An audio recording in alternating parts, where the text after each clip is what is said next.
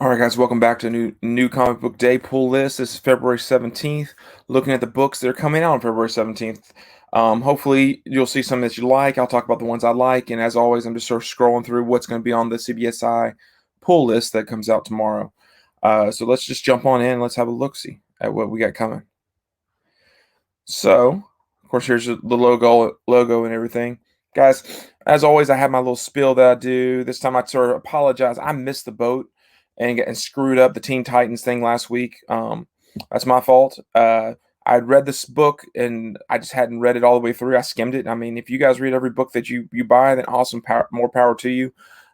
It's hard when you're trying to spec on stuff and also to keep up with things. I read indie books right now, so I don't read that many. So I missed that one. But guys, we all missed Black Widow, or sorry, Taskmaster 3, and we missed that first appearance of that Korean superhero. Um, do I care? Probably not. But if I picked up that one for 25, Shane Davis cover, I probably would be a little more excited about that character. A couple of things I do want to point out. King of Black 4 is coming out. I have not been following King of Black. I know the boys at Pressable Defects have been doing a follow up on King of Black every week, and they've been digging it. I just have not taken the time to read it. But I do know that as far as Key Collector does say that there's going to be a preview of Demon Days in it, which is that Peach Momoko new series coming out. Preview books are tricky. Sometimes they are hot commodities. Other times, no one really cares at all. Strange Academy is a great example.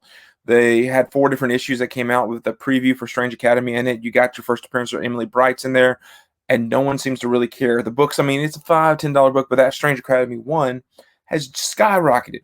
So I don't quite understand what makes a good preview versus a bad one. Why does those Marvel previews magazines with just the freaking image of Miles go for hundreds of thousands of dollars, and Invincible #1, all the little preview images of that don't matter at all?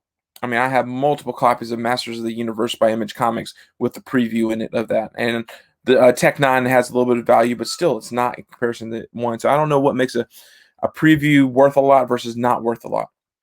First appearances, appears like there's a few first appearances coming out. Future State Shazam #2. There's a deadly new threat, whatever that means. Guardians of the Galaxy #11. There's the new team, and there might be some new sort of godlike foes that they fight. That could be worth picking up because there's a great David Finch 1 for 50 cover, and that might make it a little more valuable. And then Immortal Hulk Flatline. This is Declan Shalvey. I'm a huge fan of his style of art. This is he wrote it and drew it, and sort of cool. This is basically there's another Hulk Gamma infused villain in a small town. Whether or not that ever spins out and becomes something or not, but it might be worth picking up. It's a one shot. So as far as new first appearances go, nothing to get super excited about, but might be some stuff that you sort of pick up for cover and hold on to. As far as variants go, there's not a ton I'm super excited about. I do really like David Finch has come out and he's knocked out some of these variant covers. So here's the Guardians of the Galaxy Silver Surfer cover. It's just gorgeous. There's Abbott. If you like the Boom series, Abbott. This is the second series, 1973. The Black Widow. I think this is number. Shoot, I can't remember. It's Black Widow number 5. But that's a Oliver Copio cover. Sort of fun. This is this Hollow Heart. It's a David Mack's been doing these. It's a sort of fun cover. There's a 1 for 15, and then there's a 1 for 30. The 130 being a foil of the 1 for 15. This is King of Black #4. This is a great Raza cover. I love Raza covers. This is a gorgeous cover. I mean, it's freaking dragon jumping up trying to eat Ghost Rider. Gorgeous cover. I believe it's a 1 for 50. I will definitely try to pick this up. I doubt I'll be able to find it for cover. Just gorgeous. Adam Hughes not doing a girl.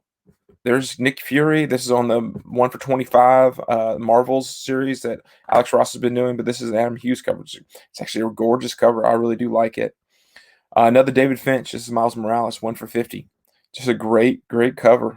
Finch is pumped out. Last week he had some Venom. This week he has a Spider-Man and the Guardians of the Galaxy. I'm digging some of his covers. I'm not sure if I'll pick them up because the 1 for 50s, if I can find them for 25, I'll buy them, but it's hard to find them. These days, everything's priced at more than ratio, so it's hard to find. This is Once in the Future. I really dig this series. I see a lot of potential for it to be developed. This is a 1 for 25 cover. I'm going to try to pick it up if I can find it. Something about the colors and the style of the art I do sort of like. Power Rangers, I'm not a Power Rangers guy. There's some great covers. I picked up some of these. And evidently people have been asking for X-Men again. But not just X-Men, they want the 90s X-Men. They want the excess. So X-Men Legends is this is the first issue of a series where it's all the original X-Men characters from the Jim Lee X-Men series that everyone went crazy for, and they're teamed up and they're drawn similar in that style. And this is I think this is a Leno U. There's some variants for this one. Thor must have lost his steam. No one seems to really care, but also stores, I guess, are getting a lot more copies of Thor. So, but this is Throg on the cover with Thor, so it could be sort of fun. This is a 1 for 25 cover. I do like this Spider Woman. This is I think issue 9. It's a 1 for 25 Rose Beshel or Besh. I'm not sure how you say her last name, but I'm a big color guy. I love the color of this book, and also how many stores are going to order from issue 9 of Spider Woman, a book that's not even selling very well, 25 copies of it. So this might be a hard book to find. I see a few listed on eBay, but there's not a ton listed. Most of them have it listed for more than ratio, so might be worth a gamble. My money is on the books in here, mainly because these are books I like. This is the Champions. This is the Black History Month cover. Riri, it's a nice cover. Once again, it's just one of those. There's going to be more and more covers of Riri, but anytime you can pick up one featuring her, it's worth it, especially if she ever pops. The recount number 2. Last week you had your second print. Here's your issue number 2. Gorgeous cover. I know there's some variants floating around out there that are worth checking out and looking up. I need to read issue 1. I have it ordered. It's coming in the mail. I'm excited about this book. American Ronin. I like AWA. They've been consistently putting out good stuff. I love the fact that they're only 5-issue mini arcs. So if you decide you can read it and then be done with it, and then if it does well, they put out more like the Resistances in Year Zero or in their second volumes. Really stoked about Black Cotton. I actually got my copy a little bit early of this. Just a great cover.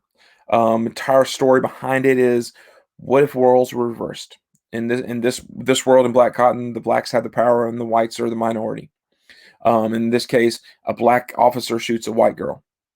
And what are the consequences? How they deal with it? The family has money. It's a really good story. It's also in black and white. I'm excited. I'm planning on interviewing the creative team behind this, and I plan on doing that Tuesday night. So hopefully I'll have that out to you either Thursday is my goal. But it's a really good story, guys. If you haven't read Order Black Cotton, check it out. There's also a web store exclusive you can pick up on Scout's website that will be listed on Wednesday. And then, haha, this is a Simmons cover, Martin Simmons, who's doing Department of Truth. If you can't tell, sort of similar. You can tell the style. This is the B cover. Haha, sold out. Ice Cream Man's writer. None of the stories build on each other. There might be connecting pieces, but these are just scary stories about clowns. The A cover is just as good. I'm probably going to I will definitely try to pick up these covers. These are just gorgeous. The first issue was nearly impossible to find by week 2. This is Hollow Heart. This is the A cover. Digging the colors. I'm a color guy. I like color. This great cover. I know Schmalky did a store exclusive for this, so definitely worth checking out.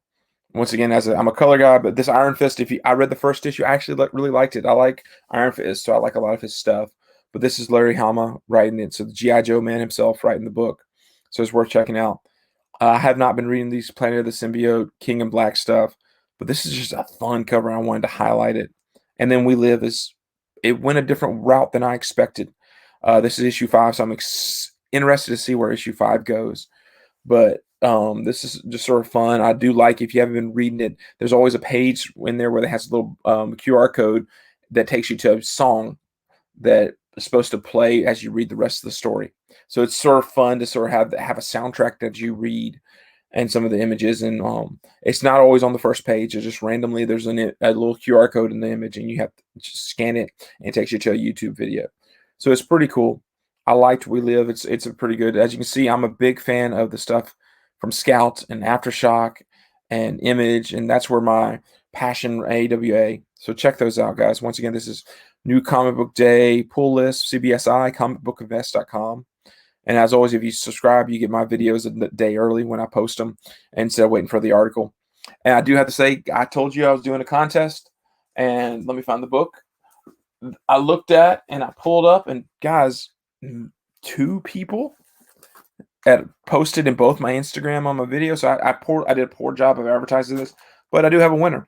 So for this copy of Electric Black. I looked through it, and it's going to go to Joseph Christie. Uh, he posted in both, and I could track down who it was. I didn't have a lot of comments on my video, so it was between two people. Maybe next time it'll be the other guy that wins when I do a different one. But I appreciate those of you that support. Joseph Christie, reach out to me through DM me, and I will get you your copy of Electric Black #1. Hopefully you enjoy it as much as I did. But yes, thanks you guys once again. comicbookinvest.com.